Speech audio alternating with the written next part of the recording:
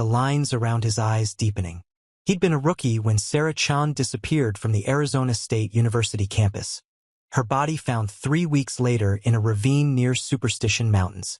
The case had haunted him through promotions, marriages, divorces, and countless sleepless nights. "You're absolutely certain about the DNA match?" Triple-checked. The technology finally caught up. Maria slid another document across the table. Genealogical database hit.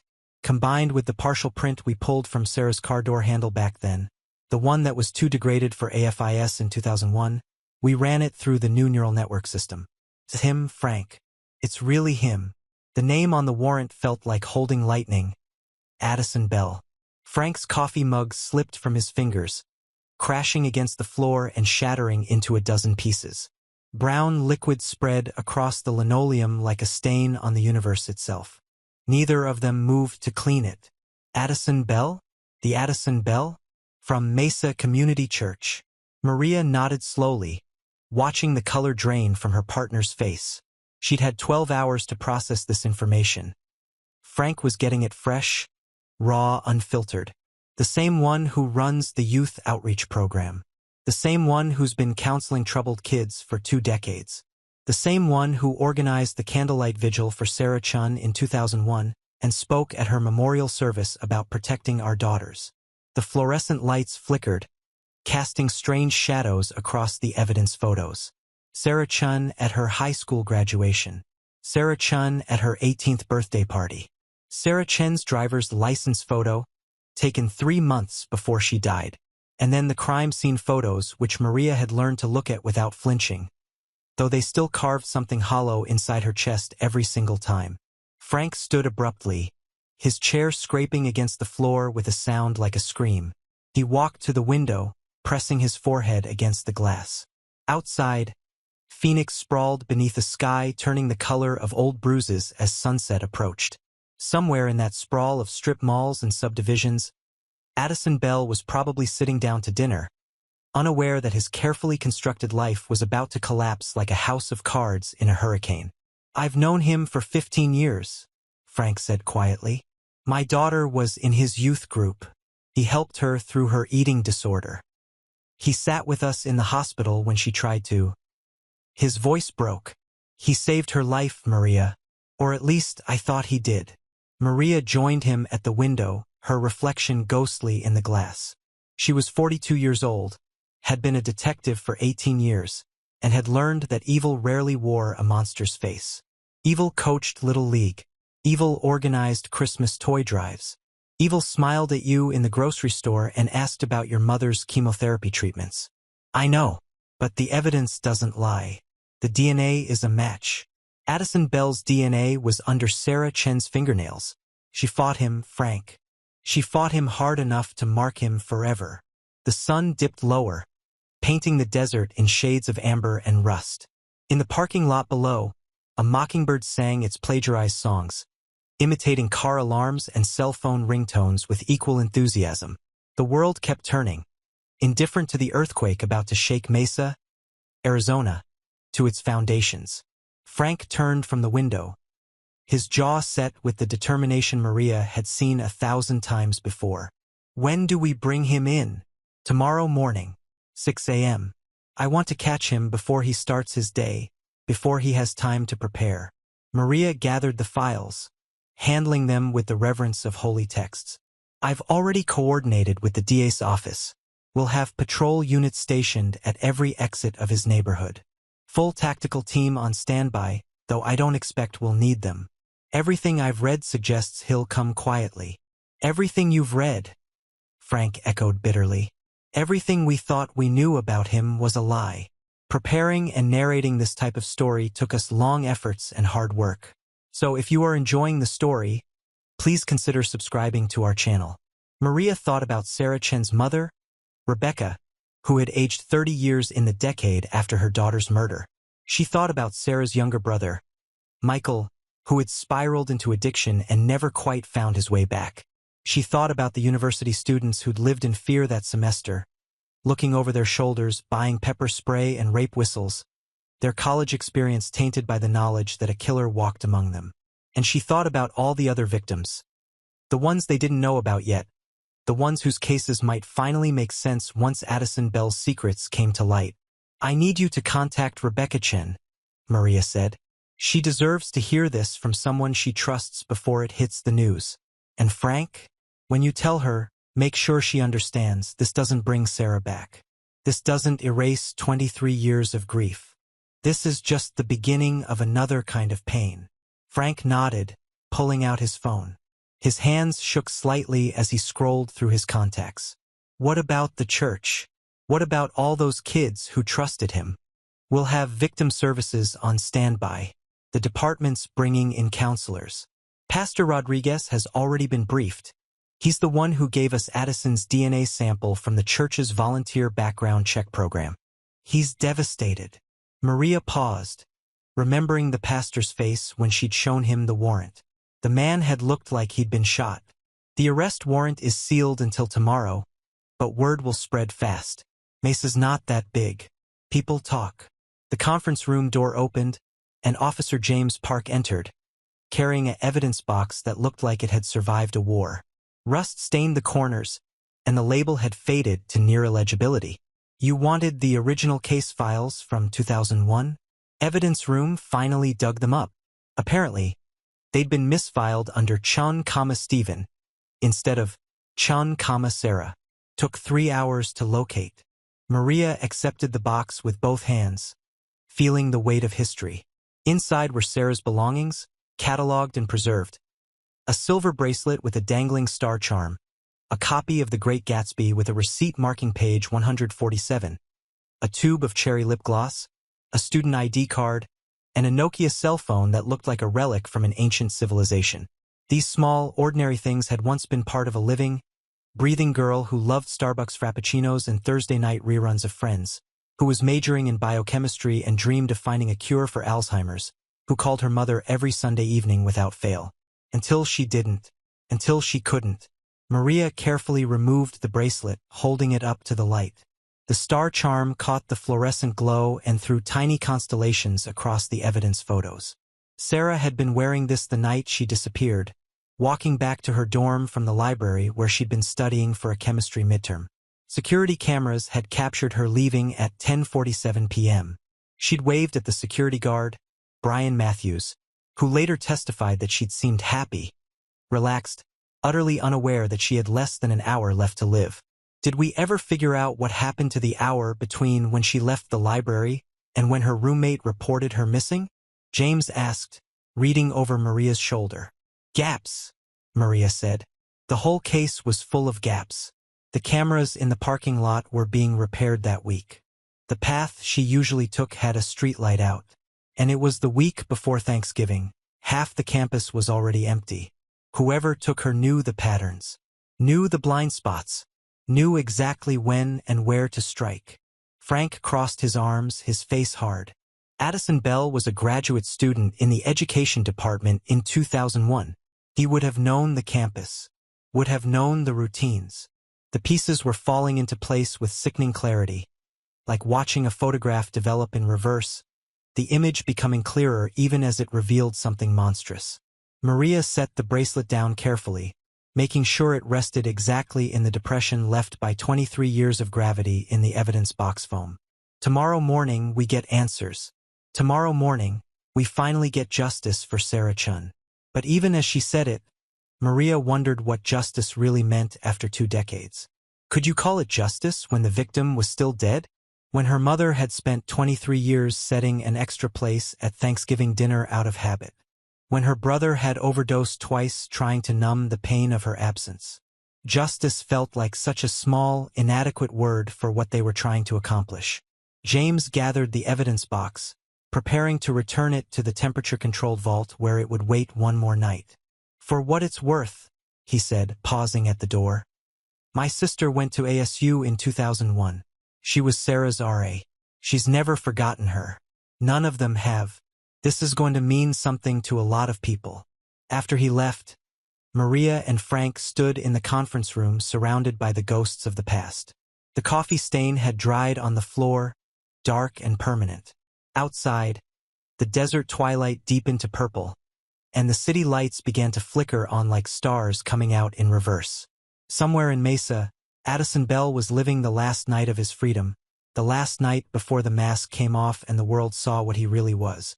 Maria thought about masks, about how easily we wear them, about how we show different faces to different people. To the kids at church, Addison Bell was a gentle mentor who remembered birthdays and listened without judgment. To his neighbors, he was the friendly man who brought in their garbage cans and shoveled their walks. To the community, he was a pillar of compassion and service. But to Sarah Chen, in her final moments, he had been something else entirely. "Go home," Frank said finally. "Get some sleep. Tomorrow's going to be brutal." But Maria knew she wouldn't sleep.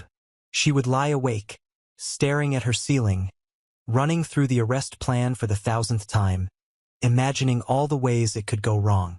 She would think about Sarah Chen, eternally 19, eternally frozen in that moment before everything ended. She would think about Addison Bell and wonder if he'd spent the last 23 years congratulating himself on getting away with murder, or if he'd lived in daily terror of this exact moment. As she packed up her files and headed for the parking lot, Maria's phone buzzed with a text from the DA. "Everything's approved. Press conference scheduled for 3 p.m. tomorrow. Make sure he's in custody before then. The world is watching. The world is watching." The phrase echoed in Maria's mind as she drove home through streets that suddenly felt unfamiliar, as if the arrest warrant had somehow altered the landscape itself. How many people in this city had been touched by Addison Bell? How many lives would shatter tomorrow when they learned the truth? And how many other Sarah Chens were out there, waiting for someone to solve their cases, to give them names instead of file numbers, to transform them from cold statistics into remembered human beings? Maria pulled into her driveway and sat in the darkness, engine ticking as it cooled. Through her living room window, she could see her cat, Mr. Whiskers, sitting on the back of the couch. Such a normal, mundane sight, such an ordinary evening. In 12 hours, nothing would be ordinary anymore. She closed her eyes and whispered to the night, "Tomorrow, Sarah, tomorrow we bring him in." The desert wind answered with silence. Addison Bell woke at 5:30 a.m., as he had every morning for the past 23 years. The alarm wasn't necessary. His body had long ago internalized the rhythm, but he kept it set anyway, a small gesture toward normalcy, toward being the kind of person who needed mechanical assistance to face the day. He lay still for a moment, listening to the morning doves cooing in the mesquite tree outside his bedroom window, their song melancholic and sweet. The house was silent except for the subtle sounds of morning. The refrigerator humming in the kitchen, the air conditioning clicking on to combat the early Arizona heat, the distant rush of traffic on Highway 60 as the city began its daily resurrection. Addison's bedroom was sparse, almost monastic. A double bed with a simple gray comforter, a dresser inherited from his grandmother, a single nightstand with a lamp and a worn Bible. No photographs on the walls, no personal mementos, nothing that spoke to a life fully lived. He rose and padded barefoot to the bathroom, catching his reflection in the mirror above the sink. At 51, Addison looked younger than his years, a side effect of genetics and a disciplined lifestyle. His hair, more salt than pepper now, was still thick. His face was lean, almost ascetic, with the kind of gentle, forgettable features that people found inherently trustworthy. Kind eyes, everyone always said. He has such kind eyes. Addison stared at those eyes now, wondering what people would see if they looked deeper. But the mirror revealed nothing beyond the ordinary.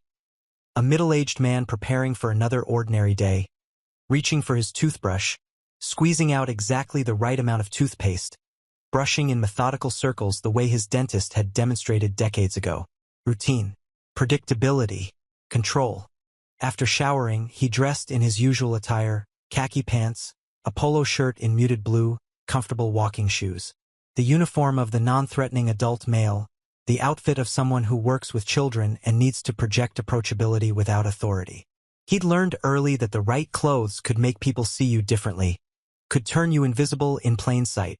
A man in khaki pants was nobody, everybody, a forgettable figure in the background of other people's stories. In the kitchen, Addison prepared his breakfast with the precision of a chemist. 2 eggs scrambled with a splash of milk, 2 pieces of whole wheat toast with exactly 1 tablespoon of natural peanut butter spread evenly across each slice, a glass of orange juice, a cup of black coffee. He ate at the small table by the window, looking out at his backyard where a hummingbird feeder hung from the patio cover. 3 Anna's hummingbirds were already battling for dominance, their metallic green feathers catching the early light. He'd always loved birds. They were so free, so unburdened by conscience or consequence. They simply existed, operating on instinct and necessity, never questioning their own nature. Sometimes Addison envied them that simplicity. His phone buzzed with the day's first text, a message from Pastor Rodriguez. "Good morning, friend. Looking forward to seeing you at staff meeting. God's blessings on your day." Addison typed back quickly, "Thank you, Pastor. See you at 9. Looking forward to discussing the Christmas outreach program." The Christmas outreach program. For 15 years, Addison had coordinated Mesa Community Church's efforts to provide gifts and meals to underprivileged families during the holidays. Last year, they'd served 247 families. This year, he was hoping to expand to 300. The planning consumed hours of his time, organizing volunteers, securing donations, managing logistics. People praised him for his dedication, for his servant's heart, for the way he seemed to genuinely care about making the world a better place. And he did care in his way. That was the part that confused even him sometimes. He genuinely wanted to help those families. He genuinely felt satisfaction when he saw a child's face light up opening a present. The compassion wasn't fake. It coexisted alongside everything else, dwelling in the same heart, pulsing through the same veins. Human beings, Addison had learned, were capable of holding contradictions that would split a lesser consciousness in 2. He finished breakfast, rinsed his dishes, and loaded them into the dishwasher. Everything in its place, everything ordered and clean. The kitchen gleamed with the sterile perfection of a showroom, counters bare except for a wooden knife block and a coffee maker. No clutter, no chaos, no evidence of the messy reality of human existence. At 6:45, Addison grabbed his keys and headed for the garage. His car, a 2015 Toyota Camry in silver, was unremarkable to the point of invisibility, the vehicular equivalent of his khaki pants. He'd chosen it specifically for that quality. The garage itself was equally organized. Tools hanging on pegboards, labeled plastic bins stacked against the walls, the concrete floor swept clean. His neighbors often commented on how well-maintained everything was. "You could eat off that floor," Tom Henderson from next door had joked once. "You should see my garage. It's a disaster zone." Addison had smiled and said, "I like things tidy. Helps me think." What he hadn't said was that he needed things tidy because disorder frightened him on a cellular level, because chaos meant loss of control, and loss of control meant the possibility that something might slip through the cracks, might be forgotten, might come back to destroy everything he'd built. The organization wasn't a preference, it was survival. He backed out of the driveway carefully, checking his mirrors twice, signaling even though no other cars were visible on the quiet residential street. As he drove toward Mesa Community Church, Addison let his mind wander through the landscape of his constructed life, examining it the way a general might survey fortifications before a battle. The church was his fortress, his refuge, the place where he was most fully the person he'd decided to become. He'd started volunteering there in 2003, 2 years after Sarah Chen, 2 years after he'd sworn to himself that he would never, ever let the darkness win again. The youth minister position had opened up in 2006, and Pastor Rodriguez had practically begged him to take it. "You have a gift," the pastor had said. "The kids trust you. They open up to you. You see them, really see them, in a way most adults don't." It was true. Addison did see them. He saw their insecurities and desperate need for validation. He saw their fractured family situations and their hunger for stability. He saw their potential and their pain. And he used that vision to help them, genuinely help them, to guide them through the treacherous waters of adolescence into something resembling healthy adulthood. 17-year-old Marcus Chen, no relation to Sarah, though the shared surname had given Addison a moment of panic when they'd first met, had come to him last year suicidal, convinced his life had no meaning, that he was a burden to everyone who knew him. Addison had spent hours with Marcus, talking him through the darkness, connecting him with professional counseling, coordinating with his parents. Marcus was thriving now, planning to attend Arizona State in the fall, excited about studying aerospace engineering. He'd hugged Addison last Sunday and said, "You saved my life, Mr. Bell. I don't know where I'd be without you." Addison had felt genuine pride in that moment, genuine joy at having made a positive difference. The irony wasn't lost on him, that he could save one life while having taken another. But perhaps that was the point. Perhaps the universe allowed him to continue precisely because he was useful, because he was genuinely making the world incrementally better, one confused teenager at a time. The church parking lot was empty when he arrived. The building still locked and quiet. Addison had a key, one of only 5 people who did, and he let himself in through the side entrance, the one that led directly to the youth center. The space smelled like old pizza and teenage body spray, a familiar combination that had become oddly comforting over the years. The walls were covered with inspirational posters and artwork created by the kids.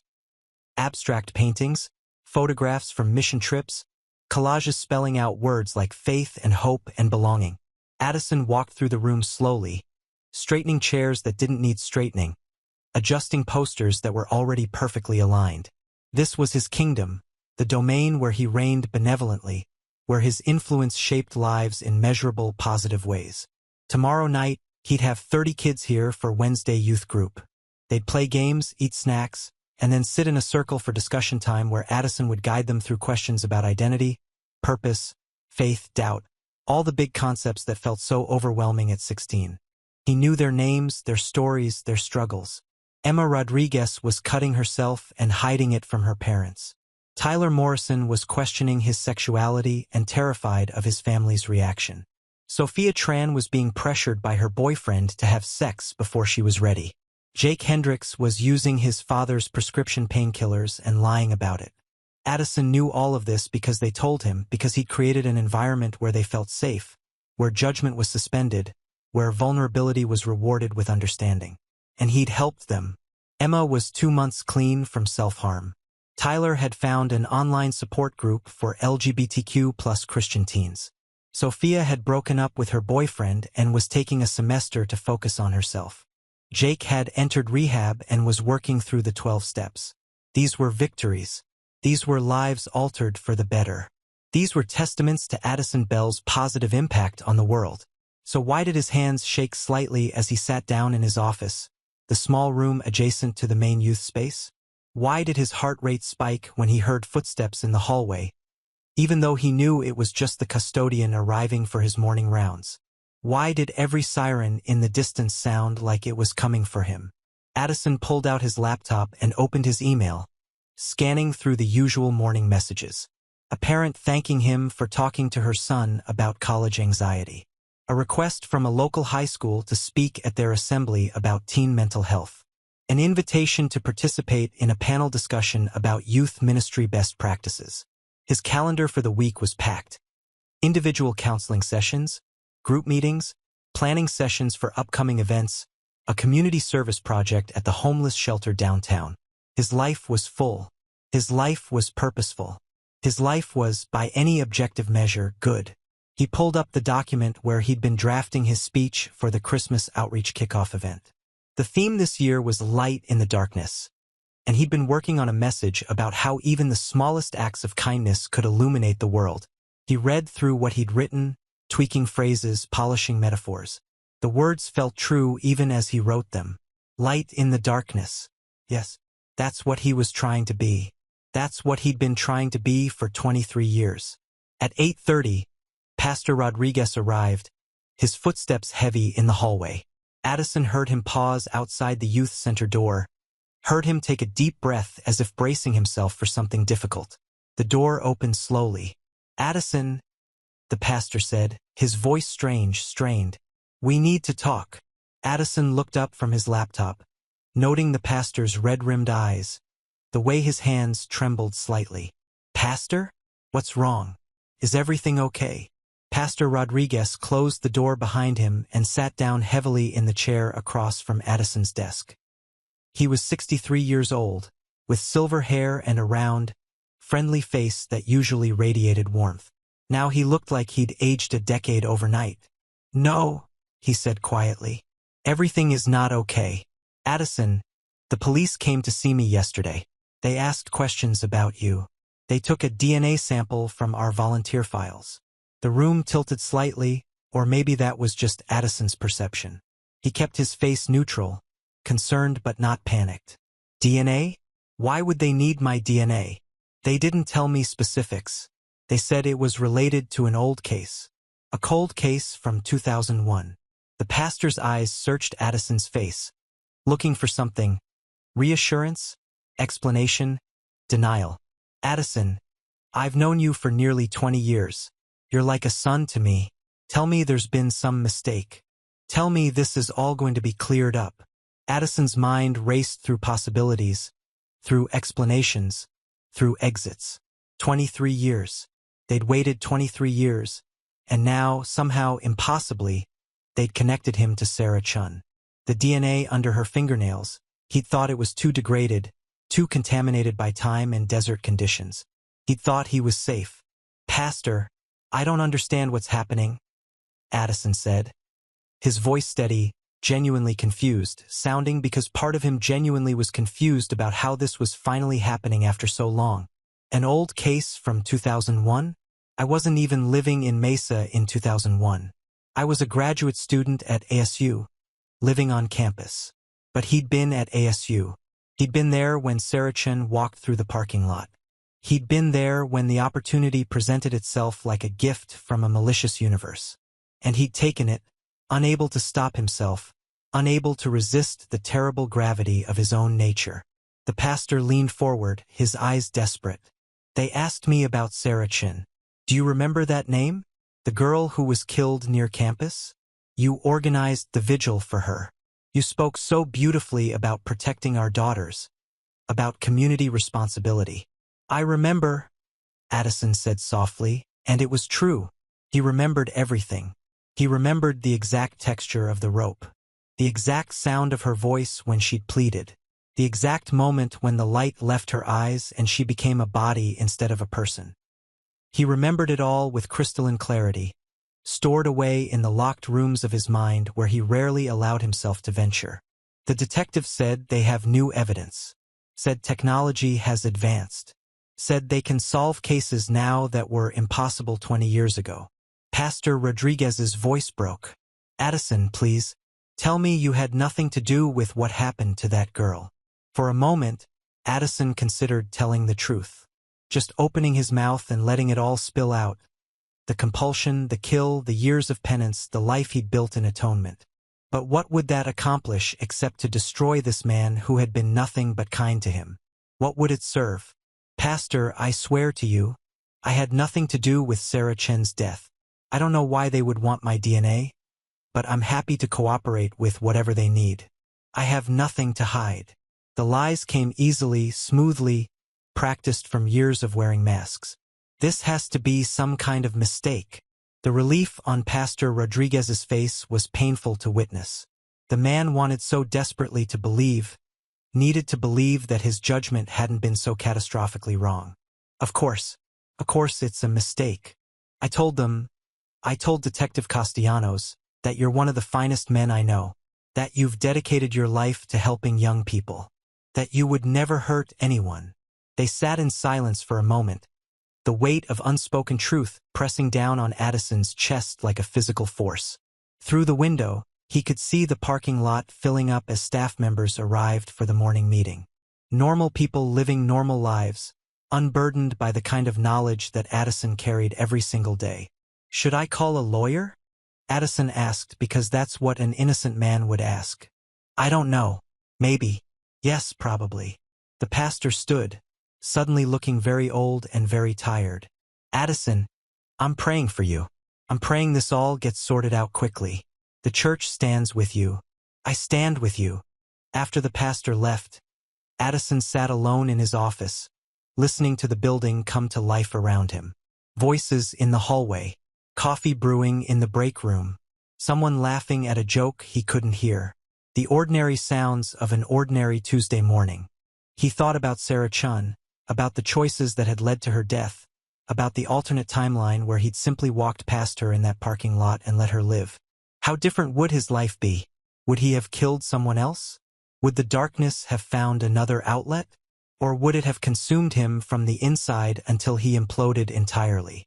He thought about all the kids he'd helped over the years, the lives he'd touched and improved. Did that balance the scales? Could 20 years of good deeds erase one night of irrevocable harm? The universe didn't work like that, he knew. There was no cosmic ledger where virtues and sins could be tallied and offset against each other. Addison pulled out his phone and stared at it, thinking about who he might call. But there was no one. He'd carefully maintained his isolation, his separateness from deep human connection. He had colleagues but not friends, acquaintances but not confidants. He'd built a life that touched hundreds of people but was truly close to none of them. At 8:55, he stood, straightened his shirt, and walked toward the conference room for the staff meeting. He would sit through discussions about upcoming events and budget allocations. He would contribute ideas and take notes. He would be Addison Bell, youth minister, valued member of the Mesa Community Church staff. And tomorrow morning, when the police came for him, he would go quietly. He would not resist. Because after 23 years of waiting, after 23 years of living in the tension between who he was and who he tried to become, part of him would almost be relieved. The reckoning was coming. And Addison Bell, despite everything, was ready. Current word count, 5,389 words. Detective Maria Castellanos stood on Addison Bell's doorstep as the sun broke over the Superstition Mountains, painting the sky in shades of pink and gold that seemed obscenely beautiful for such a dark moment. Behind her, 6 patrol officers waited in position, their vehicles blocking both ends of the quiet residential street. Neighbors' curtains twitched. A dog barked frantically 2 houses down. Maria knocked firmly. 3 sharp raps that echoed through the morning stillness like gunshots. The door opened almost immediately, as if Addison had been standing on the other side, waiting. He was already dressed, already composed, his face showing none of the surprise or indignation that most people displayed when police arrived at their door before dawn. Instead, he looked almost serene, like a man who'd been expecting this visit for a very long time. "Mr. Bell," Maria said formally, holding up her badge, "I'm Detective Castellanos with the Maricopa County Sheriff's Department. We have a warrant for your arrest in connection with the murder of Sarah Chen. You have the right to remain silent." She recited the Miranda warning while Addison stood perfectly still, his hands visible, his posture non-threatening. He didn't ask questions. He didn't proclaim his innocence. He simply listened, nodded once when she finished, and turned around to place his hands behind his back for the cuffs. "I'll need to lock my door," he said quietly. "My cat needs to be fed. Can I make arrangements?" Maria nodded to Officer Park, who stepped forward. "I'll ensure Animal Services is contacted. Where's the cat food kept?" "Under the kitchen sink. Her name is Mercy. She'll hide, but she's friendly once she knows you." Addison's voice was steady, almost mechanical. "There's an extra key under the ceramic pot by the back door, the blue one with the cactus painted on it. Can you make sure Pastor Rodriguez from Mesa Community Church is notified? He should have contact information for my next of kin." The mundane details of being arrested, worrying about a pet, making sure doors were locked, created a surreal contrast against the gravity of the charges. Maria had arrested hundreds of people over her career, and most of them either came out swinging or broke down crying. Addison Bell did neither. He was calm, controlled, almost gentle as he walked to the patrol car. As they pulled away, Maria caught a glimpse of Tom Henderson, Addison's next-door neighbor, standing in his driveway in a bathrobe, his morning newspaper forgotten in his hand, his mouth hanging open in shock.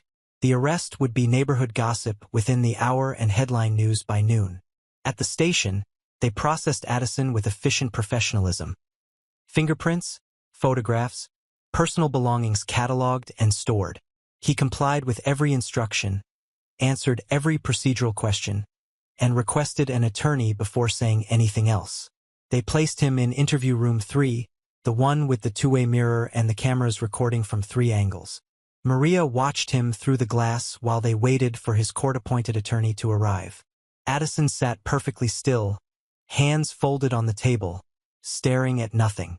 Most suspects fidgeted, tapped their feet, picked at their fingernails. Addison might as well have been meditating. Frank Dawson joined her at the window, 2 cups of terrible station coffee in his hands. He passed one to Maria without comment. "Rebecca Chen is on her way," he said quietly. She cried. Then she laughed. Then she cried again. 23 years, Maria. She's been waiting 23 years for this phone call. How'd she take the news about who it was? Frank's jaw tightened. She remembered him from the vigil. Said he was so compassionate, so empathetic. Said he held her hand and promised to pray for Sarah's soul. He took a long drink of coffee, wincing at the bitterness. She wants to kill him herself. Her words, not mine. Through the glass, Addison remained motionless, a statue of composure. What's he thinking in there? Maria wondered aloud. Is he planning his defense? Reliving what he did? Regretting getting caught? Maybe he's relieved, Frank suggested. I've seen it before. Killers who carry that weight for years, decades even. Sometimes the arrest is almost a release. The waiting is over. The pretending is over. An hour later, Addison's attorney arrived. A sharp-eyed woman in her 40s named Lisa Chen. Again, no relation to Sarah, though the coincidence felt like the universe making a point. She conferred with her client for 30 minutes before signaling they were ready for questioning. Maria and Frank entered the interview room together, settling into chairs across from Addison and his lawyer. Maria set up her recording equipment carefully, stating the date, time, and names of everyone present for the record. "Mr. Bell," she began, "you've been read your rights and do you have an attorney present? Do you understand why you've been arrested?" Addison looked at his lawyer, who nodded slightly. "I understand the charges," he said carefully, "but I don't understand the evidence." Maria opened the case file, pulling out a photograph of Sarah Chen, the one from her student ID, where she looked young and hopeful and alive. She placed it on the table between them. Sarah Chen, 19 years old, biochemistry major at Arizona State University. Disappeared November 18, 2001. Her body was found 3 weeks later in a ravine near Superstition Mountains. She'd been strangled. Addison's eyes flicked to the photograph, then away. A muscle in his jaw twitched, the first crack in his composure. "You were a graduate student at ASU in 2001, Maria continued. "You were on campus the night Sarah disappeared. You organized a vigil for her 3 days after her body was found. You spoke at her memorial service." She paused, letting the timeline sink in. "You've spent 23 years working with young people, positioning yourself as their protector, their mentor, all while knowing you murdered a girl who was just like them." "Detective," Lisa Chen started, but Addison held up a hand, stopping her. "I'd like to know about the evidence," he said quietly. "You mentioned DNA?" Frank leaned forward. "Your DNA was found under Sarah Chen's fingernails. She fought you, Addison. She scratched you hard enough that pieces of you were embedded under her nails. We also have a partial fingerprint from her car door handle that we've now matched to you using new technology." He tapped the file. "The science doesn't lie. You were there. You killed her." For a long moment, Addison said nothing.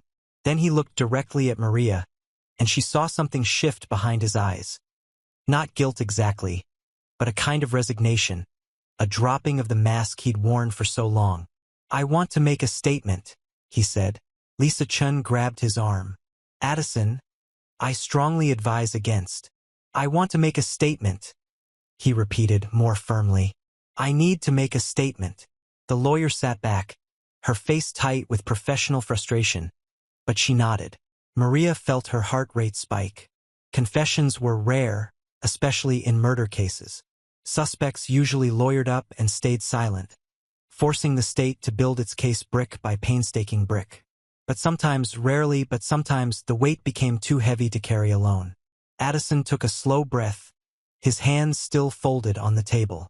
"I was walking back to my apartment from the library that night, Late, maybe 11 p.m. I saw a girl in the parking lot by Hayden Hall. She was alone, walking toward a blue Honda Civic. She was pretty. She was vulnerable. And something inside me. He paused, choosing his words carefully. Something inside me made a choice. The room was absolutely silent except for the hum of the recording equipment and the distant sounds of the police station beyond the walls. I approached her, asked if she needed help with directions, said I was lost looking for the education building. She was kind. She stopped to help me, pulled out a campus map from her backpack. And when she turned to point out the building, I grabbed her from behind, covered her mouth, dragged her to my car, which was parked in the shadows where the streetlight was out. Maria felt sick, but she kept her face neutral, professional. Beside her, Frank had gone very still, his knuckles white where they gripped his coffee cup. I drove her out to the desert. She fought. She scratched at my face, my arms, my hands. She begged. She told me her mother's name, her brother's name, told me about her classes and her dreams. She tried to make herself human to me, tried to create connection. Addison's voice remained eerily calm, as if he were recounting someone else's actions. But I couldn't stop. I strangled her with a rope I had in my trunk. I'd prepared for this, you see. I'd been thinking about it for months, maybe years. The compulsion was like a living thing inside me, and I'd finally stopped fighting it. Where did you put her body initially? Maria asked, her voice barely above a whisper. In a shallow grave about 2 miles from where they eventually found her. But I went back 3 days later and moved her, worried the initial location wasn't remote enough. That's when she was discovered, when I was in the process of relocating her remains. Lisa Chen had her head in her hands. Frank looked like he wanted to lunge across the table. Maria forced herself to keep asking questions, to build the record, to ensure every detail was documented. Why Sarah Chen? Why that night? Addison finally looked up, meeting Maria's eyes. No reason. She was there. I was there. The darkness inside me was there. It could have been anyone. He paused. That's what makes it worse, isn't it? If I'd had some vendetta against her specifically, some motivation, it would almost make sense. But she was just a random girl in a parking lot who made the mistake of being kind to a stranger. And after, Frank asked, his voice rough, after you killed her, you went back to your life? Went to classes? Took tests? Acted normal? I went to her vigil, Addison said. I needed to see what I'd done, needed to understand the ripples. Her mother was there, destroyed. Her brother was there, barely holding together. Hundreds of students holding candles, crying for a girl they'd never get to know anymore. And I stood in that crowd thinking, this is what I did.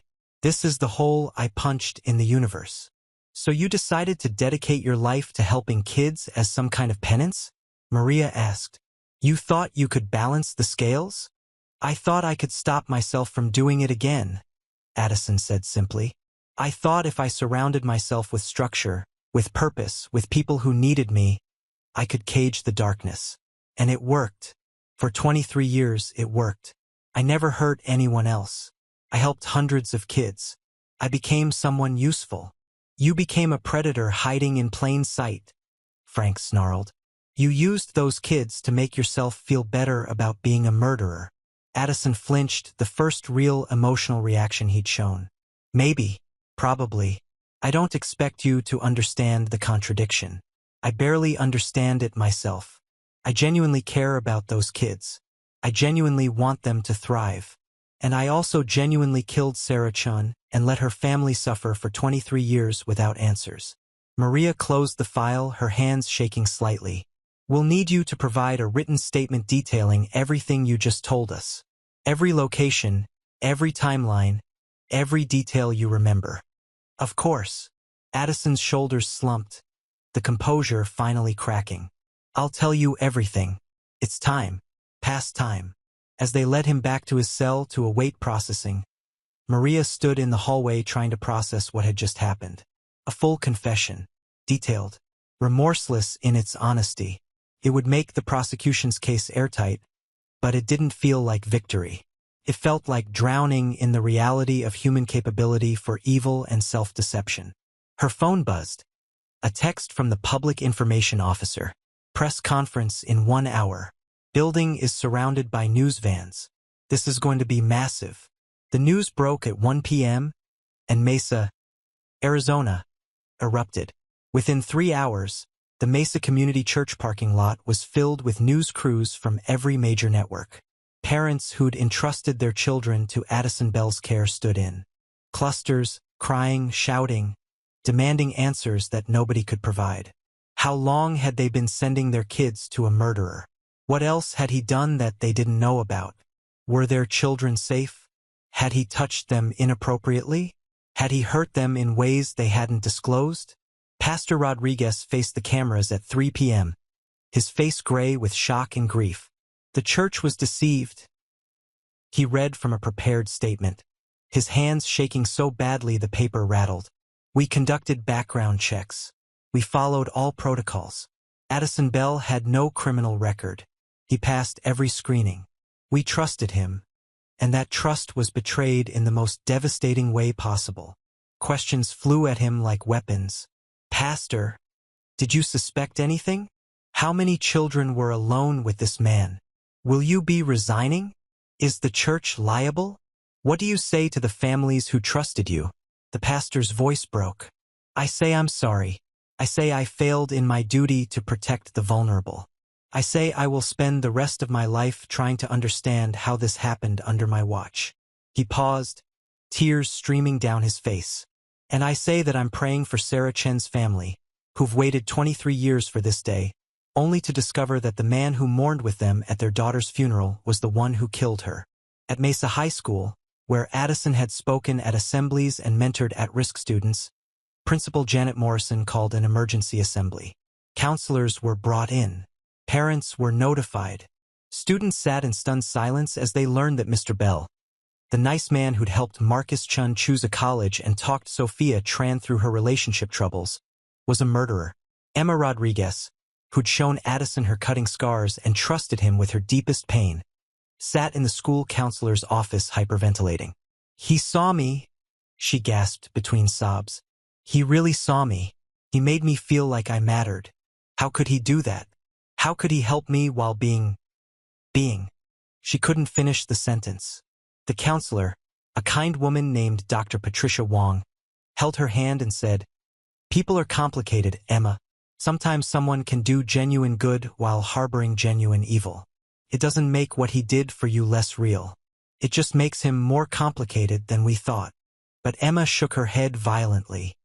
Everything he said to me feels tainted now. Every piece of advice, every encouraging word, it all came from someone who strangled a girl and hid her body in the desert. How do I trust my own recovery when it's built on foundations he helped create? Similar scenes played out across Mesa. Tyler Morrison, the teen struggling with his sexuality, deleted every text message Addison had sent him, as if proximity to the words might contaminate him. Jake Hendricks, in rehab for opioid addiction, relapsed within hours of hearing the news. His counselor found him in the bathroom with his father's pills, sobbing that he couldn't trust anyone anymore, that if Mr. Bell could be evil then maybe everyone was secretly evil and nothing meant anything. At the police station, the tip line was overwhelmed with calls. People reporting interactions with Addison Bell that suddenly seemed sinister in retrospect. People wondering if he'd been responsible for other unsolved crimes. People confessing they'd always thought there was something off about him, though they couldn't articulate what. The human need to rewrite history, to claim they'd seen the signs, to distance themselves from having been fooled. Maria and Frank worked through the night, chasing leads, interviewing witnesses, building the case. They pulled records of every event Addison had attended, every trip he'd taken, every moment that could potentially connect him to other crimes. So far, nothing solid, just Sarah Chen. Just one night in 2001 when the darkness had won. At midnight, Maria took a break and walked outside for air. The sky was clear, stars brilliant against the darkness. In the parking lot, she found Rebecca Chen sitting in her car, just sitting, staring at nothing. Maria approached carefully, tapping on the window. Rebecca rolled it down, her eyes red-rimmed but dry. All cried out, at least for now. I don't know how to feel, Rebecca said without preamble. I should feel victorious, right? They caught him. After 23 years, they caught him. Justice is coming. But I just feel empty. Maria leaned against the car. Justice doesn't bring her back. No. Rebecca's voice was small, broken. And knowing who did it, knowing it was random, that she died because she stopped to help someone find a building, that almost makes it worse. If it had been someone she knew, someone with a reason, I could at least understand it. But this? She was just kind to the wrong person at the wrong time. I'm sorry, Maria said, knowing the words were inadequate. He spoke at her funeral, Rebecca whispered. He stood in front of everyone and talked about protecting our daughters, about community responsibility, about never forgetting Sarah. And the whole time he was the one who'd killed her. How sick do you have to be to do that? Maria had no answer. She'd seen evil in many forms over her career.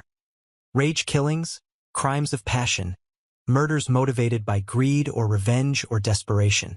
But this cold, calculated performance of compassion, this ability to genuinely help people while harboring such darkness, this was something different, something harder to understand. What happens now? Rebecca asked. Preparing and narrating this type of story took us long efforts and hard work. So if you are enjoying the story, please consider subscribing to our channel.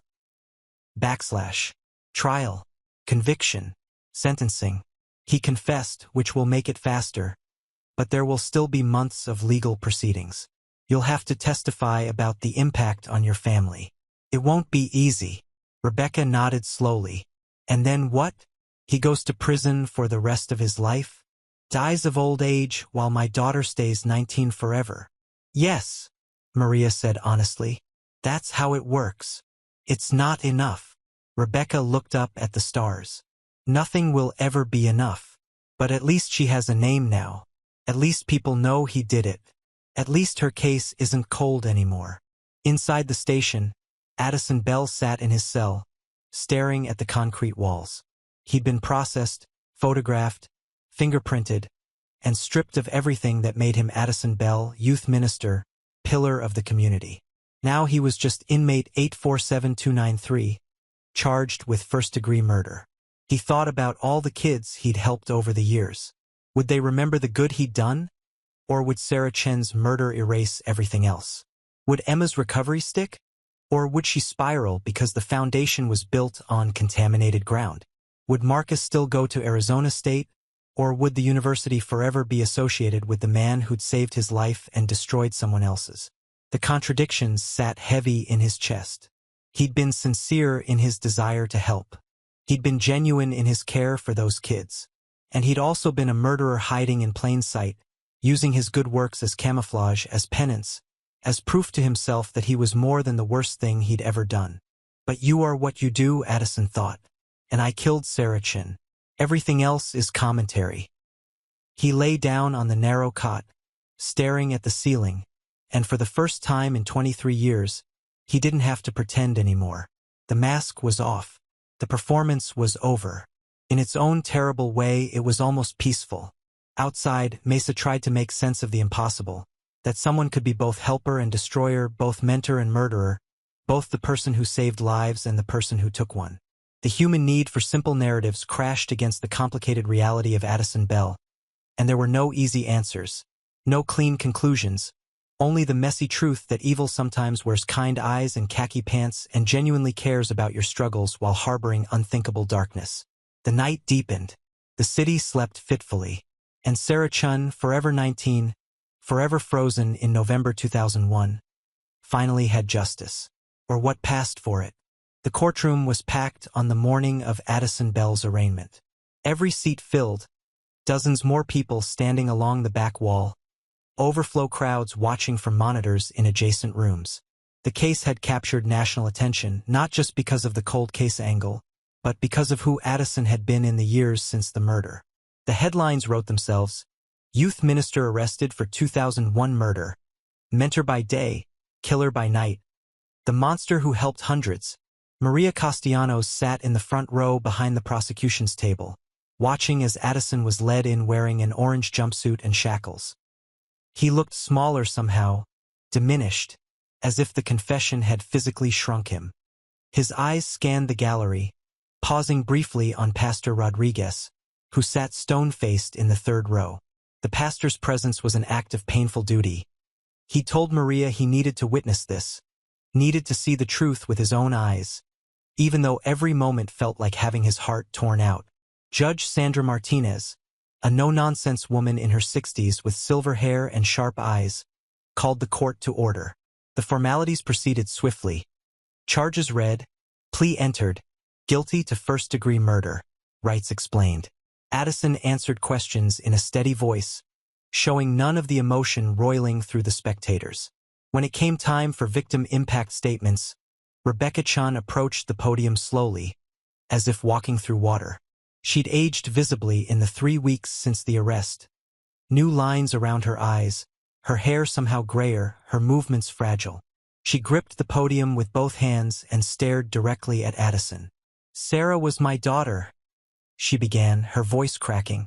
"She was my first child, my miracle baby. I'd had 3 miscarriages before her, and when she finally arrived, healthy and perfect, I thought God had answered my prayers." She paused, composing herself. She loved science. She wanted to find a cure for Alzheimer's because her grandfather died from it when she was 12, and she couldn't stand the idea of other families losing their loved ones that way. She was going to change the world. Addison stared at his hands, jaw clenched. "And you took that from her, from us, from everyone who would have benefited from her brilliance, her kindness, her presence in the world." Rebecca's voice grew stronger. "But what makes this even more unbearable is that you spoke at her funeral. You held my hand. You promised to pray for her soul. You organized a vigil in her memory. You mourned with us while knowing that you were the one who'd killed her." Several people in the gallery gasped. Even though the details had been reported extensively, hearing them spoken aloud in Rebecca's trembling voice gave them new power. "I trusted you," Rebecca continued. "The whole community trusted you with their children, and you used that trust to hide what you really were. Every life you helped was built on the foundation of my daughter's death. Every kid you mentored was camouflage for your crime. You turned your murder of Sarah into a tool for your own redemption, and that's unforgivable." She reached into her purse and pulled out a photograph, holding it up so the whole courtroom could see. Sarah in her high school graduation gown, grinning widely, her whole life ahead of her. "This is who you killed. Not a statistic. Not a cold case file. A real person with dreams and plans and people who loved her. I want you to see her face every day for the rest of your life. I want her to haunt you the way she's haunted me." Rebecca set the photo on the prosecution's table and returned to her seat, her shoulders shaking with silent sobs. Her son, Michael Chen, now 40 years old and 10 years sober, put his arm around her. Next came Sarah's college roommate, Jennifer Martinez, now Jennifer Park, who'd been the one to report her missing. Jennifer approached the podium with visible reluctance, her hands trembling. "Sarah and I were going to be bridesmaids at each other's weddings," she said quietly. "We had it all planned. Matching dresses, terrible speeches, the whole thing. Instead, I got married without her. Had 3 kids she'll never meet. Built a whole life in a world where she doesn't exist." She looked at Addison. "I saw you at the vigil. I thought you were such a good person for organizing it, for caring about someone you didn't even know. And all that time, you were the reason we were holding that vigil in the first place. How do you live with yourself?" Addison opened his mouth as if to answer, but his attorney put a hand on his arm, stopping him. Jennifer's voice dropped to almost a whisper. "I've spent 23 years wondering if I could have saved her. If I'd walked with her to her car that night, if I'd insisted on it instead of staying late in the library myself, would she still be alive? I've carried that guilt for more than 2 decades. And now I find out there was nothing I could have done, because you'd been planning this, preparing for it. You had rope in your trunk. You'd been thinking about killing someone for months. You weren't an impulsive act of violence. You were a predator who decided it was finally time to hunt." She wiped her eyes roughly. I hope you rot in that cell. I hope every single day feels like a lifetime. And I hope the kids you helped never forgive you for tainting their healing with your evil." The statements continued. Sarah's biochemistry professor, Dr. Raymond Torres, who'd written a recommendation letter for her graduate school applications she never got to submit.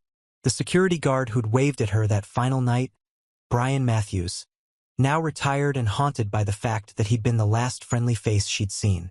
Her brother Michael, who spoke haltingly about how Sarah's death had sent him spiraling into addiction, how he'd lost 15 years of his life to drugs and alcohol trying to numb the pain of her absence. "I hated myself for not protecting her," Michael said, his voice raw. "She was my big sister. She was supposed to be at my wedding, meet my kids, be the cool aunt.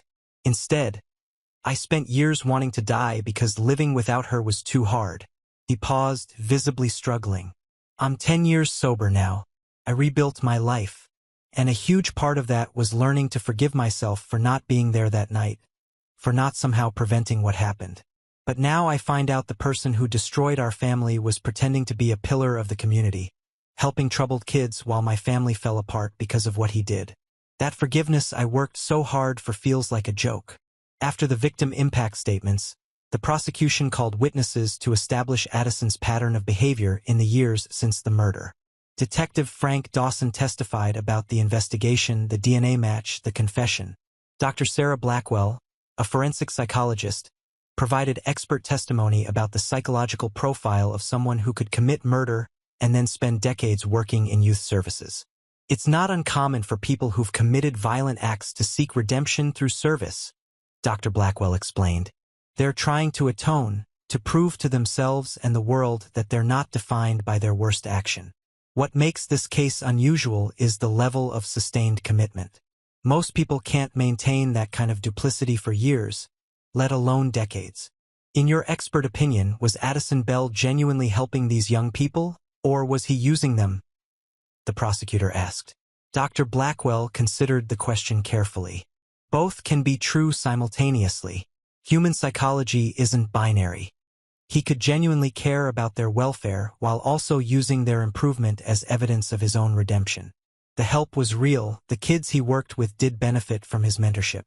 But his motivation was contaminated by his need to prove he wasn't a monster, even though his actions had already established that he was. The defense called their own expert, Dr. Marcus Chen, no relation to Sarah, though the coincidence continued to feel cosmic, who testified about Addison's clean record for 23 years. Whatever Mr. Bell was in 2001, he clearly worked hard to become someone different. The evidence suggests no other violent acts, no pattern of predatory behavior. One terrible crime followed by more than 2 decades of genuine service to his community. But under cross-examination, the prosecutor demolished this argument. Dr. Chen, is murder something you can atone for by being nice to people? Can you balance those scales? One life taken, hundreds improved. Of course not, Dr. Chen admitted. I'm simply saying that human beings are capable of change, of growth, of becoming something other than their worst moment. But he never turned himself in, the prosecutor pressed. He never confessed until we caught him. He let Sarah Chen's family suffer without answers for 23 years while he built his reputation as a caring mentor. That's not redemption. That's self-preservation. The trial lasted 3 weeks. Witnesses came and went. Evidence was presented and debated. The jury, composed of 12 ordinary citizens from Maricopa County, listened with expressions ranging from horror to confusion to deep sadness. The prosecution painted Addison as a calculating killer who'd used charity work as camouflage. The defense argued that he was a deeply flawed man who'd committed one terrible act and spent his life trying to balance the cosmic scales. Neither narrative felt complete. Neither captured the full, complicated truth of who Addison Bell was. On the testimony's 15th day, the prosecution played Addison's confession video. The courtroom fell absolutely silent as they watched him describe, in careful detail, how he'd spotted Sarah Chen in that parking lot, how he'd approached her, how he'd killed her. Parents of kids in his youth group wept openly. Pastor Rodriguez left the courtroom halfway through, unable to continue watching. Emma Rodriguez, the girl who'd struggled with self-harm, sat in the gallery with her mother's arm around her shoulders. She'd insisted on attending despite her therapist's advice otherwise. As she watched Addison describe the murder with that same calm, measured voice he'd used when helping her process her depression, she felt something fundamental shift inside her. "That's not the same person," she whispered to her mother. "The man who helped me and the man in that video, they can't be the same person." But they were. That was the terrible truth. They were the same person, existing in the same body, operating from the same consciousness. Addison Bell contained multitudes, and some of those multitudes were monstrous. During the defense's closing argument, Lisa Chun made an impassioned plea for the jury to consider the totality of Addison's life, not just his worst act. Yes, he killed Sarah Chen. He's admitted it. He's not asking you to forgive that or excuse it. But he's also helped hundreds of young people through the darkest moments of their lives. He's been a force for good in this community for over 20 years. When you deliberate, I ask you to remember that people are more than their crimes. We're all more than the worst thing we've ever done. The prosecution's closing was equally powerful, delivered by Assistant District Attorney Patricia Morgan, a woman who'd built her career prosecuting violent criminals. The defense wants you to see Addison Bell as a complex, troubled man who made one terrible mistake and spent his life atoning for it. But I want you to think about Sarah Chen. She didn't get to atone for anything. She didn't get to grow and change and become a better person. She died at 19, strangled and dumped in the desert like trash, while her killer went on to live a full life, building relationships, earning respect, being celebrated as a pillar of the community. Patricia paused, letting her words sink in. Addison Bell stole Sarah's future to fund his own redemption. Every child he helped was paid for with her death. And he never turned himself in. He let her family suffer without answers until we finally developed the technology to catch him. That's not atonement. That's not redemption. That's a murderer who got away with it for 23 years and only confessed when he knew he was caught. The jury deliberated for 8 hours. When they returned, every person in the courtroom held their breath. In the case of the state of Arizona versus Addison Bell, on the charge of first-degree murder, how do you find? The jury foreman, a retired teacher named Donald Wu, stood. "We find the defendant guilty." The courtroom erupted. Rebecca Chen collapsed in her seat, finally allowing herself to completely break down. Michael put his head in his hands and sobbed. Pastor Rodriguez sat motionless, staring at nothing. Emma Rodriguez grabbed her mother's hand and squeezed tight, not sure if she felt vindicated or simply more confused than ever. Addison showed no visible reaction. He simply nodded once, as if confirming something he'd already known. Judge Martinez banged her gavel for order. "Mr. Bell, you have been found guilty of first-degree murder. Sentencing will be held in 30 days, at which time I will determine whether you will be eligible for parole and under what conditions. Until then, you will remain in custody. This court is adjourned." As bailiffs led Addison from the courtroom, he turned one last time to look at the gallery. His eyes found Pastor Rodriguez, found the kids from his youth group who'd attended the trial, found Rebecca Chen. His expression was impossible to read. Regret? Relief? Resignation? Whatever it wasn't enough. It would never be enough. In the hallway outside the courtroom, reporters swarmed the participants. Rebecca Chen, flanked by her attorney and Maria Castellanos, made a brief statement. "Justice has been served," she said, her voice steady despite her tear-stained face. "After 23 years, my daughter's killer has been held accountable. This doesn't bring Sarah back.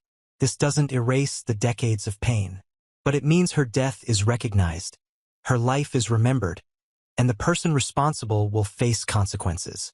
A reporter shouted a question. "What do you say to the people Addison Bell helped? To the kids who credit him with saving their lives?" Rebecca paused, considering. "I say their healing is real and valid. What he did for them doesn't erase what he did to Sarah, but it also doesn't make their recovery less meaningful. Life is complicated. People are complicated. We have to hold both truths at once." Inside the courthouse bathroom, Emma Rodriguez stared at herself in the mirror, trying to reconcile everything she knew. Mr. Bell had genuinely helped her. She was alive, at least partially, because of his intervention and support. But he'd also killed someone. Could both things be true? Could her recovery be built on a foundation of murder and still be real? Her phone buzzed with texts from other kids in the youth group, all struggling with the same questions. Tyler Morrison. I feel like my whole life is a lie. Sophia Tran. How do we trust anyone now? Marcus Chen. I'm supposed to start at ASU next week, the same campus where he killed that girl, and I don't know if I can. Emma typed a response to the group chat. Maybe we're not supposed to understand it. Maybe we just have to live with the complexity and keep moving forward. It wasn't a satisfying answer, but it was the only one she had. This is a complex narrative spanning over 4 decades, following the aftermath of a murder and its reverberating impact on multiple lives. The story begins with Addison Bell's sentencing for the 2001 murder of Sarah Chen, an Arizona State University student he strangled in a parking lot, despite 23 years of exemplary community service as a youth minister, during which he genuinely helped hundreds of troubled teenagers. Bell receives life in prison without parole. The central tension explores an uncomfortable truth. Bell authentically transformed himself after the murder, dedicating his life to youth mentorship and suicide prevention. Yet this good work neither erases nor atones for taking Sarah's life. Judge Martinez acknowledges both realities in her sentencing, recognizing Bell's contributions while affirming that murder demands full accountability regardless of subsequent redemption. Sarah Chen's family endures decades of grief. Her mother Rebecca waited 23 years for justice after Sarah's body was discovered in the Superstition Mountains. DNA evidence eventually linked Bell to the crime, bringing closure that Rebecca describes not as relief but as a different kind of pain. Her son Michael, who struggled with addiction partly due to his sister's unsolved murder, finds sobriety and purpose by pursuing Sarah's dream of Alzheimer's research, eventually establishing a laboratory in her name. The youth Bell mentored face profound confusion. Emma Rodriguez, whom Bell helped stop self-harming, must reconcile that her recovery, built on his guidance, came from a murderer. She spends years in therapy learning to hold contradictory truths. Bell's care was genuine, and he killed someone. Both facts coexist. Emma eventually channels this complexity into founding Complex Healing, a nonprofit helping young people whose trusted mentors betrayed them, teaching that healing can be real even when its origins are contaminated. Marcus Chen, ironically sharing Sarah's surname, credits Bell with saving him from suicide during severe depression. He pursues a PhD in psychology, focusing his career on moral complexity and mentor betrayal. His academic work helps reframe how society understands people who commit terrible acts yet demonstrate genuine reform. Marcus's position is nuanced. People can change authentically, but that change doesn't obligate society to reduce their punishment. Redemption and accountability can coexist. Tyler Morrison, a closeted gay teenager Bell supported, eventually comes out and becomes a celebrated teacher creating safe spaces for LGBTQ+ students. He writes a young adult novel exploring trust and betrayal that becomes required reading in schools. Tyler maintains that truth remains valid regardless of who speaks it. Bell's affirmation of his identity was real despite coming from someone capable of murder. Mesa Community Church undergoes radical transformation, implementing stringent safeguarding protocols ensuring no adult works alone with youth. Pastor Rodriguez, who trusted Bell completely, retires and writes a widely read essay about institutional failures to protect vulnerable people.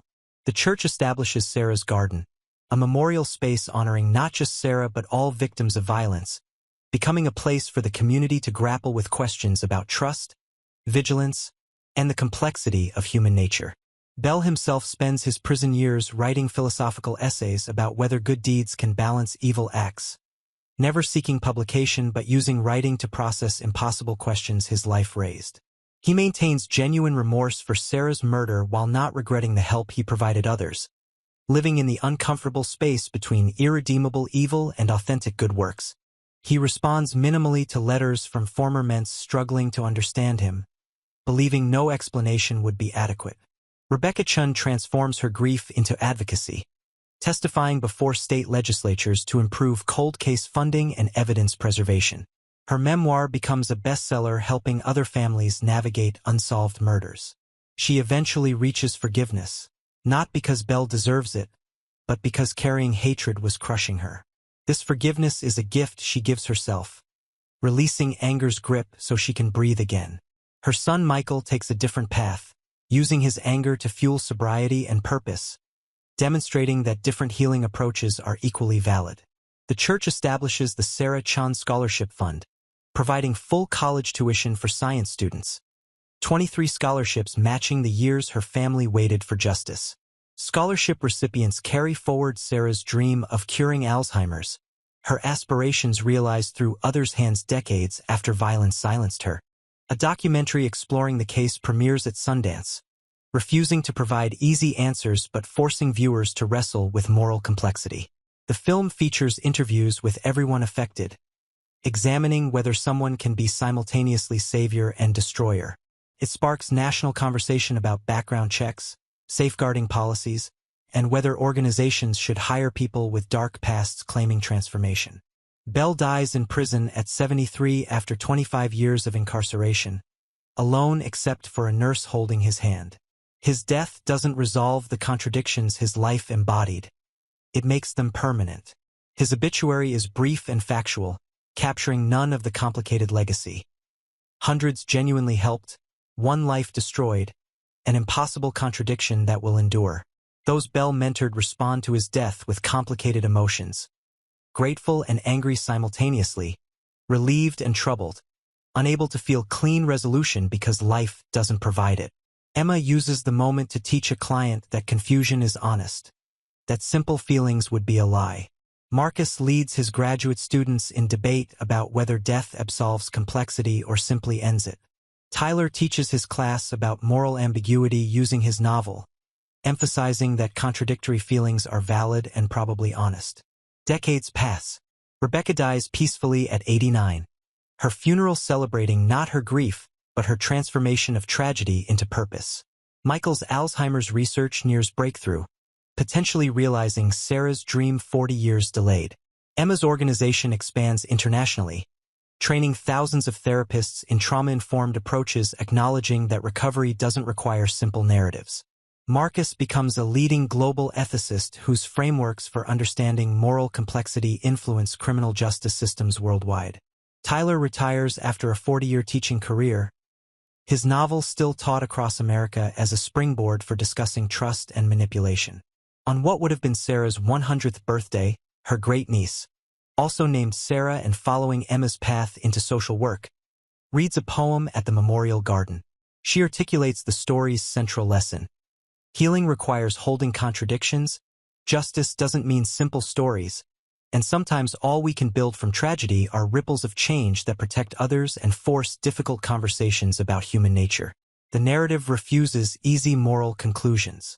It insists both realities are permanently true. Bell murdered Sarah Chen, destroying her future and devastating her family.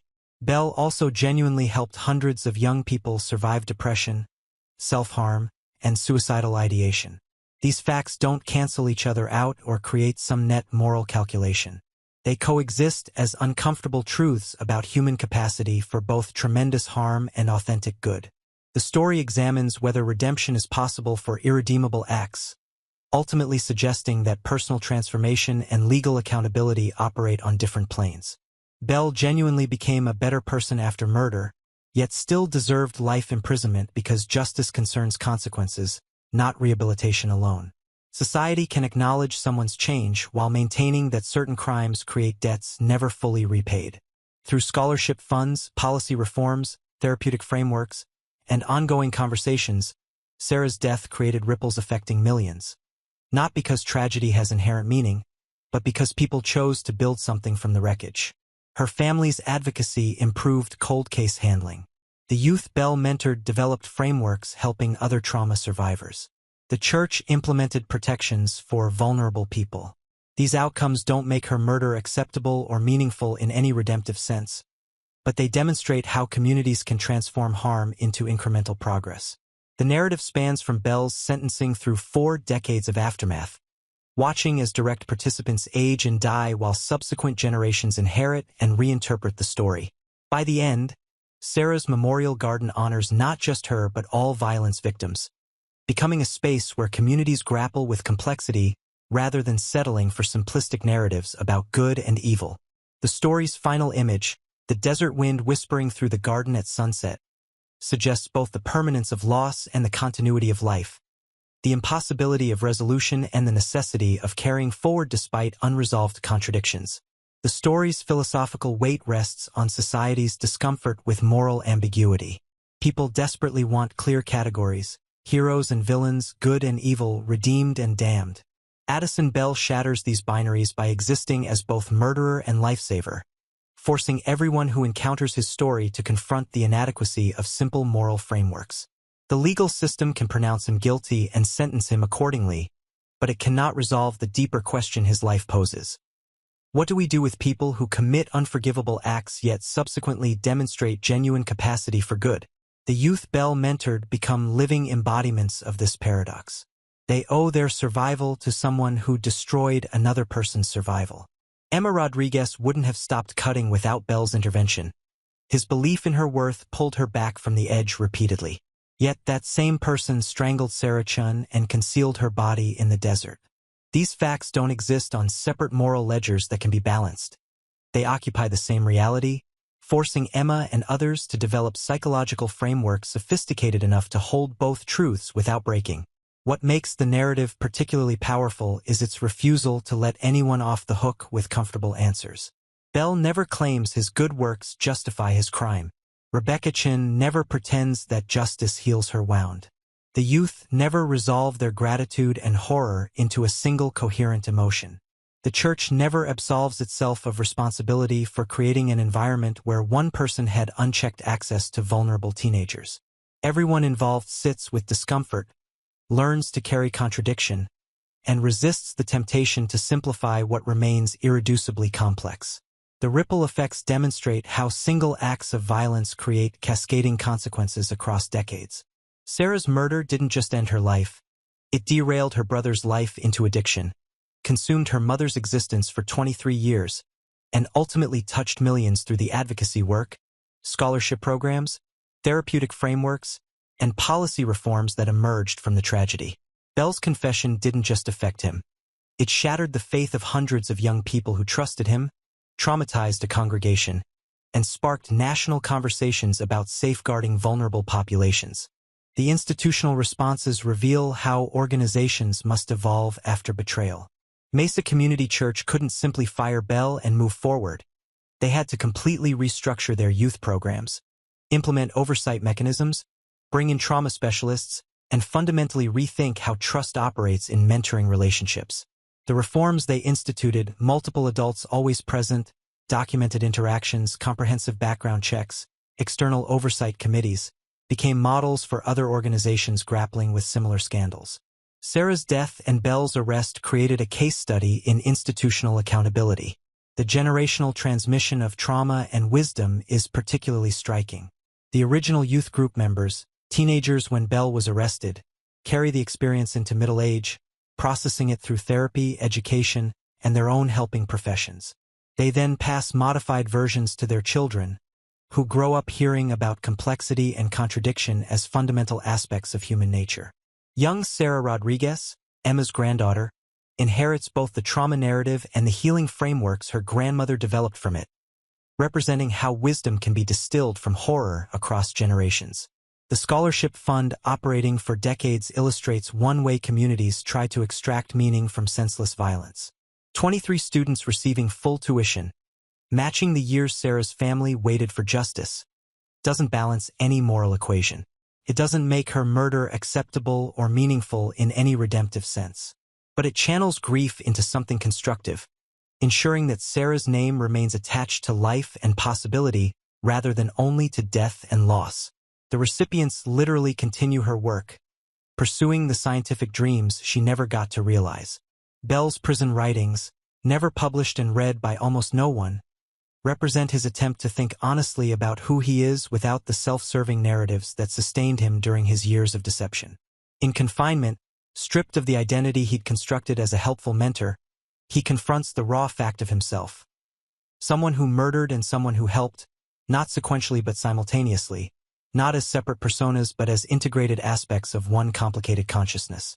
His essays explore whether good deeds done with contaminated motivations count as genuinely good, whether transformation is possible for people who've crossed certain moral lines, whether suffering punishment changes anything about moral status.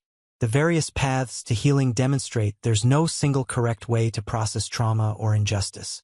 Rebecca eventually forgives Bell for her own peace, releasing the corrosive anger consuming her. Michael never forgives and uses that anger as fuel for sobriety and purpose. Emma integrates the contradiction into her professional identity, teaching others to hold complexity. Marcus intellectualizes it, building academic frameworks for understanding moral paradox. Tyler channels it into creating safe spaces for vulnerable youth. Each approach is valid. Each person finds what they need to survive and function despite carrying permanent wounds. The documentary's impact shows how storytelling can spread awareness and force difficult conversations. By refusing to provide easy answers or villainize Bell completely, the filmmakers challenge audiences to sit with discomfort and examine their own assumptions about human nature. The controversy it generates, some viewers insisting Bell's good works should reduce his sentence, others maintaining that murder creates irredeemable moral debt, mirrors broader societal debates about criminal justice, rehabilitation, and whether people can ever atone for the worst things they've done. The story ultimately argues that complexity isn't a puzzle to be solved, but a reality to be acknowledged. Bell will always be both the man who murdered Sarah Chen and the man who prevented Marcus Chen's suicide. These identities don't cancel out, don't mitigate each other, don't resolve into some cleaner narrative. They simply coexist as permanent facts about a single human life. Society's task isn't to decide which version is really true, but to develop ethical frameworks sophisticated enough to hold both truths, while still enforcing accountability and protecting vulnerable people from future harm. This story refuses the comfort of simple answers. It insists you sit with the truth that someone can save lives and take a life, that gratitude and rage can coexist in the same heart, that justice doesn't erase grief. Here, victims aren't reduced to headlines, perpetrators aren't cartoons of evil, and healing doesn't mean forgetting. Subscribe for narratives that honor complexity, challenge easy moral categories, and remember that every person lost to violence deserved the messy, beautiful, contradictory fullness of a complete life. The institutional responses reveal how organizations must evolve after betrayal. Mesa Community Church couldn't simply fire Bell and move forward. They had to completely restructure their youth programs, implement oversight mechanisms, bring in trauma specialists, and fundamentally rethink how trust operates in mentoring relationships. The reforms they instituted, multiple adults always present, documented interactions, comprehensive background checks, external oversight committees, became models for other organizations grappling with similar scandals. Sarah's death and Bell's arrest created a case study in institutional accountability. The generational transmission of trauma and wisdom is particularly striking. The original youth group members, teenagers when Bell was arrested, carry the experience into middle age, processing it through therapy, education, and their own helping professions. They then pass modified versions to their children, who grow up hearing about complexity and contradiction as fundamental aspects of human nature. Young Sarah Rodriguez, Emma's granddaughter, inherits both the trauma narrative and the healing frameworks her grandmother developed from it, representing how wisdom can be distilled from horror across generations. The scholarship fund operating for decades illustrates one way communities try to extract meaning from senseless violence. 23 students receiving full tuition, matching the years Sarah's family waited for justice, doesn't balance any moral equation. It doesn't make her murder acceptable or meaningful in any redemptive sense. But it channels grief into something constructive, ensuring that Sarah's name remains attached to life and possibility rather than only to death and loss. The recipients literally continue her work, pursuing the scientific dreams she never got to realize.